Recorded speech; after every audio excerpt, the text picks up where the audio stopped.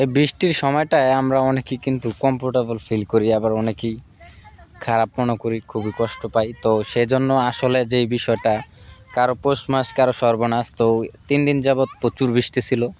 আজকে সকালও আকাশটা একটু মেঘলা মেঘলা ছিল। তো আজকে আর বৃষ্টি হয় না, আল্লাহ রহমত করছেন। যাদের এই ধান ক্ষেত দেখতে পাচ্ছেন, তারা কিন্তু ধান কেটে নিছে, নেওয়ার পর ধানটা তো শুকাইতে হয়, কাইটা নিয়ে তারা শুকানে সেই সময়টা কিন্তু পায় নাই। তারা ধানটা কেটে নেওয়া মাত্রই বৃষ্টি শুরু হয়েছে, এরকম পরিমাণ বৃষ্টি। এই এরি ধানগুলো কিন্তু সাথে সাথে কেটে নিয়ে একটা শুকাইতে হয়, কমপক্ষে 2-3টা রোদ দিয়ে রাখতে হয়, তারপর রেগুলার সিদ্ধ করতে হয়। অন্তত 1-2টা যদি রোদ দিতে পারতো তাহলে খুবই সুন্দর হতো, ধানগুলো ভালো থাকতো। তো অনেকের ধানে ঘেরা এসে পড়েছে, ধানগুলো নষ্ট হয়ে গেছে। তো কারো পৌষ মাস কারো সর্বনাশ। অনেকেই এই বৃষ্টির সময় এনজয় করেছেন, খুবই ভালো মোমেন্ট পার করেছেন, সময় পার করেছেন, প্রিয়জনের সাথে থেকেছেন।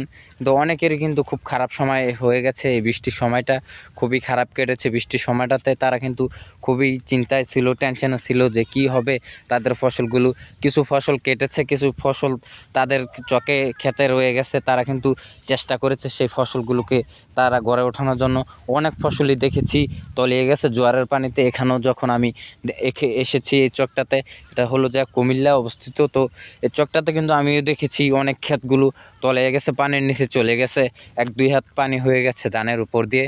তো এদিকটা আমি উপর দিকে আসি, ওদিকটা যখন আমি বিলের দিকে চলে যাব, ওদিকটা কিন্তু দেখতে পাবেন পানির তলে কিন্তু ধানগুলো চলে গেছে। তো সেজন্য বলবো, কৃষক কিন্তু খুবই কষ্ট করে এই ফসলগুলো ফলায়, আমরা সেখান থেকে কিন্তু কিনে খাই।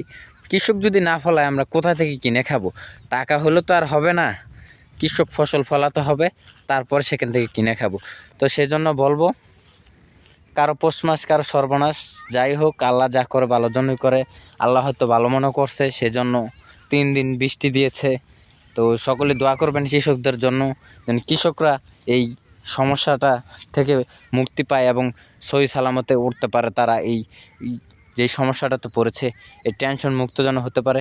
আপাতত যে দানগুলো আছে তারা যেন কাজটা সহি সালামতে তারা গড়ে ওঠাতে পারে, সেই দোয়া সেই প্রার্থনা করে আপনারা একটি কমেন্ট করবেন, একটি শেয়ার করবেন ভিডিওটাকে।